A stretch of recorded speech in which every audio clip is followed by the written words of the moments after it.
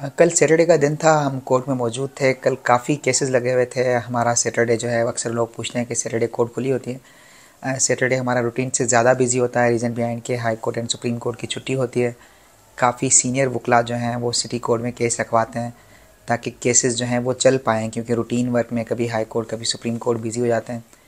तो सैटरडे को हमारे अक्सर जो है वो रशा वर्क ज़्यादा होता है। कल जिस तरह से सैटरडे था और हमारे तकरीबन 13 केस जो हैं वो लगे हुए थे। मैं एक जगह अपने एसोसिएट्स के साथ खड़ा हुआ था। हम डायरी देख के बात कर रहे थे कि किसने किस केस में जाना है और किस केस में क्या होना है। तो एक सीनियर वकील साहब जो हैं वो थोड़ी देर से हमें देख रहे थे।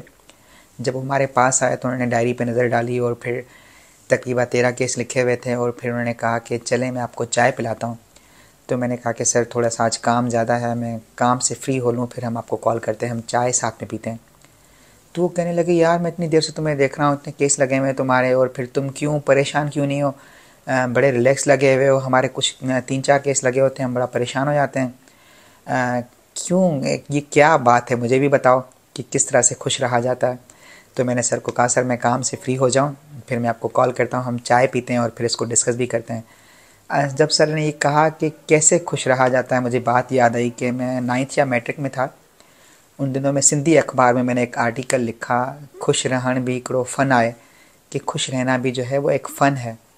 अब ज़िंदगी का हर रोज़ के तजर्बे है, मैंने ये सीखा कि हमारे जो नबी थे उन पे भी देखें मुसीबतें आईं, मुश्किल वक्त आया, उन्होंने भी हिजरत की, भूखे रहे प्यासे रहे, जंगें लड़ी और हर तरह की मुसीबत जो है, हर तरह के अज़ाब जो हैं वो उन पे भी आए, उनको भी तकलीफ़ों परेशानियों से गुज़रना पड़ा।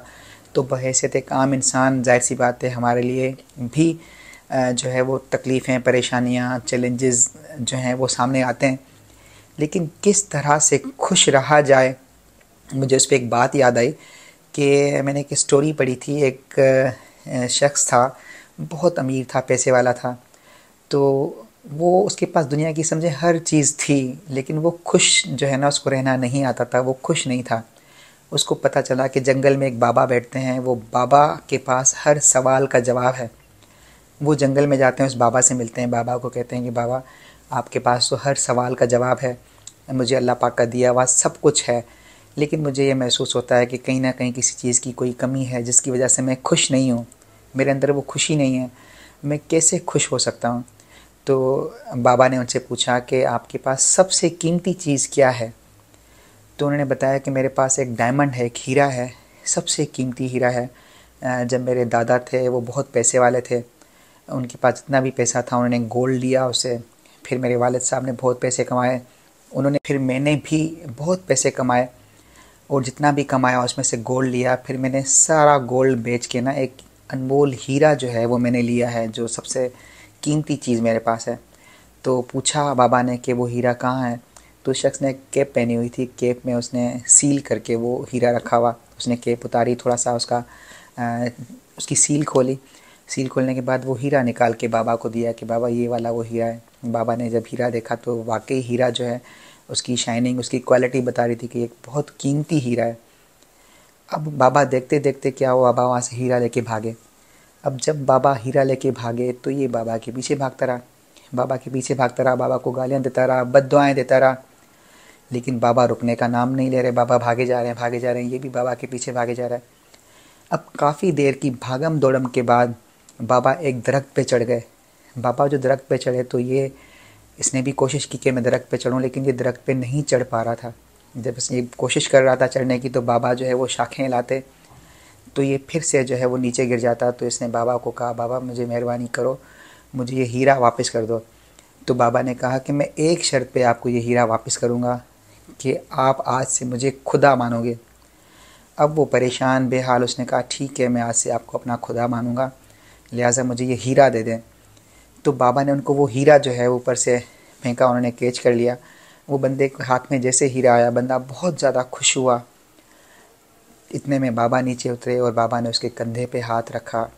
बाबा ने उसको कहा कि देखो आज तुम कितने खुश हो कि तुम्हें जो है वो खोई हुई चीज़ मिल गई, तुम इसलिए खुश हो, हालांकि यही चीज़ तुम्हारे पास थी, तुम पहले इतने क्यों खुश नहीं थे। और यही तुम्हारे सवाल का जवाब है कि हमारे पास बहुत सारी नेमतें होते हुए भी हम में शुक्रगुजारी नहीं है, हम नाशुक्रे हैं, अल्लाह का शुक्र अदा नहीं करते। हमारे पास से जब कोई चीज़ चली जाती है, आज हम सही सलामत हैं, हाथ पाँव नाक, हम खुद चल सकते हैं, देख सकते हैं, बोल सकते हैं, सुन सकते हैं।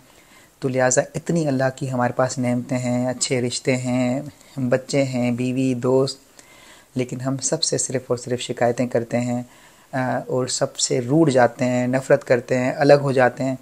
लेकिन हम उनकी मौजूदगी इतने अच्छे जो हमारे सराउंडिंग में हमारे दोस्त हैं, हमारी फैमिली है, हमारे पेरेंट्स हैं, हमारे बच्चे हैं, कभी अल्लाह की दी हुई इन नेमतों का हम शुक्र अदा नहीं करते, इसीलिए हम खुश नहीं होते। लिहाजा आप शुक्रगुजारी जो है वो अल्लाह का शुक्र अदा करना सीखो, शुक्र अदा किया करो, आपके अंदर खुशी भर जाएगी।